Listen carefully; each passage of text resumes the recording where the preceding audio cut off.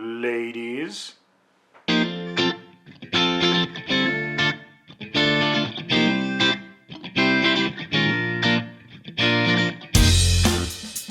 Hello and welcome to Intoxicated Masculinity. If it's Wednesday, we have a cocktail video coming at you. Today we are tolling the end of our summer cocktail season. August is drawing to a close and it's time to start drinking different cocktails. Or if you want to keep drinking the same cocktails, you're free to do that. Today we are going to talk about two ladies we haven't talked about before, and that is the Pink Lady and the White Lady. Now, while these cocktails have the same base spirit and similar names, they're actually quite a bit different. The White Lady comes from Harry's New York bar in Paris from around 1923. The Pink Lady's a little tougher. I'm thinking it's probably in the early 20s in New York. So we know a pretty fair amount about the history of the White Lady with Harry's New York bar, and the Pink Lady being developed in the United States, I think New York City, in the early 20s. It's in Harry Craddock's Savoy Hotel cocktail book, so it's definitely in widespread sort of circulation by 1930. And again, they're both similar and also very different. But I think we have talked enough about the history of them, and let's start talking about how to put them into our faces. Okay, so we are back and we are surrounded by ingredients. So we are starting off, I think this time with our base spirit, because it's going to be the same in both. On my left, we're going to do our White Lady, and on my right, we're going to do our Pink Lady. So Plymouth Gin, and most of the recipes that I've seen agree to Plymouth Gin specifically. There's some that use something else, but most of them say Plymouth. So for our Pink Lady, doing 1.5 ounces of Plymouth, and for our White Lady,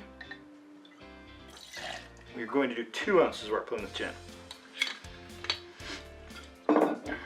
Next up, we're going to go for our lemon juice. This is the second of 3 ingredients these cocktails share. So for our Pink Lady, we're going to do 3/4 of an ounce. And for our White Lady, we're just going to do 1/2 ounce. Now for our White Lady, we're also going to do 3/4 of an ounce of our Cointreau, or whatever orange liqueur you happen to have around is probably okay. Although after our experience with the tequila, I would probably avoid triple sec. I think triple sec is just too sweet. Speaking of sweetness, going back to our Pink Lady, we're going to go for 1/2 ounce of simple syrup. The next ingredient gives me a little bit of pause, but we're going to do it just as written. So this is asking for 1/2 ounce of grenadine. Grenadine is very sweet and very thick. And as will not be a surprise, it is the reason why you can call this a Pink Lady, because otherwise it would just be, you know, a regular colored cocktail. And finally, for our Pink Lady, we are tossing in 1/2 ounce of our Laird's Applejack. And the recipe that I have is specifically calling for the Bottled and Bond 100 proof Laird's. So that's what we are going to use. So finally, the final ingredient these two both have in common is going to be an egg white. So go ahead and get that in there.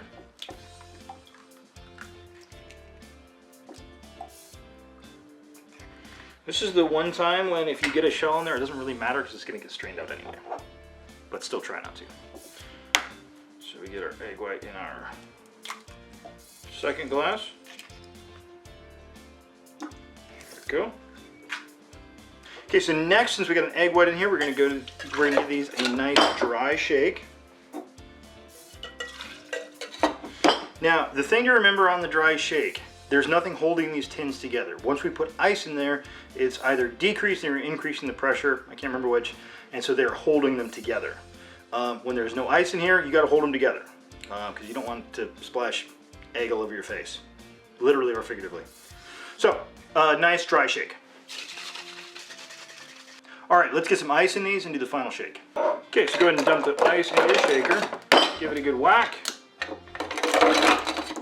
And let's give these things their final shake.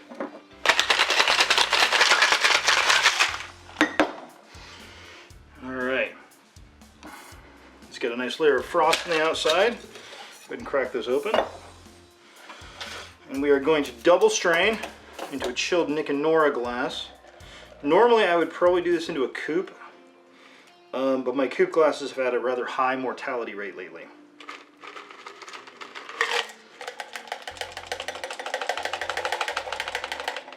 And I think I don't need to explain why they call that a pink lady. Although actually that's really more red than anything else.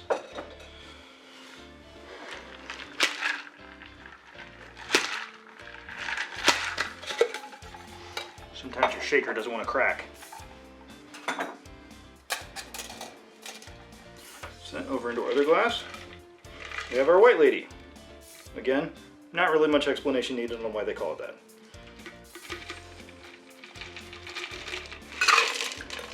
It's funny because this really does come out as kind of almost a milky, like it looks like milk, kind of.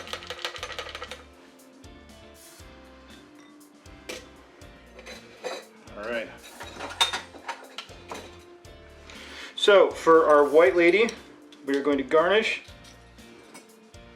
with a lemon twist.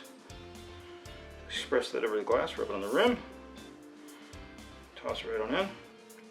And then for our pink lady, we're just going to garnish with a yummy little cherry. And then, maybe, we have a second one just for ourselves. Nobody's looking. So there we have our pink lady and our white lady. Let's try them out.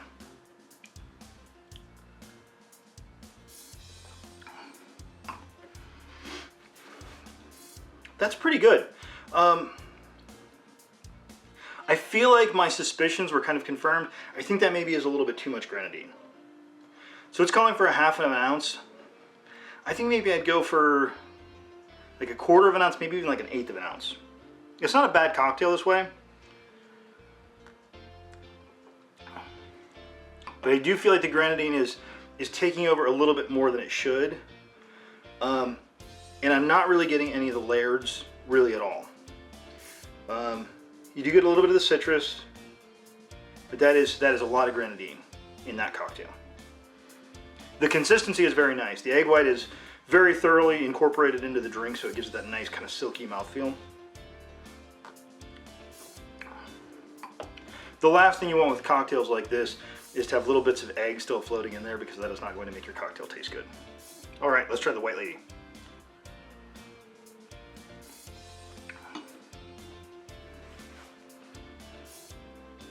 Kind of interesting. It's well, let me try that again.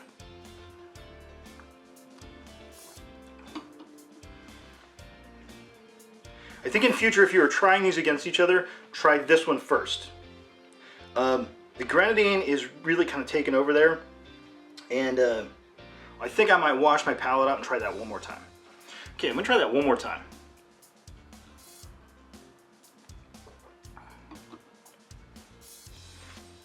So I think that's pretty good too. It's very subtle. I feel like all the ingredients are just doing a little bit. This cocktail I think requires a little bit more work because it's not like this is grenadine. This is alcoholic grenadine with maybe a little bit of gin flavor in it. This is like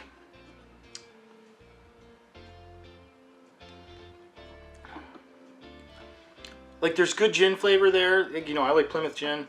There's a little bit of citrus, but it is a very subtle cocktail.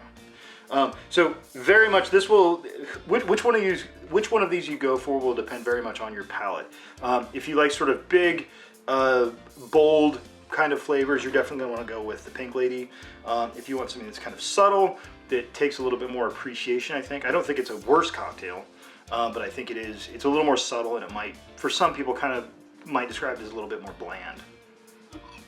But on that bombshell, I want to thank everybody for watching. Please like, share, and subscribe. Have a good drink, and have a good day.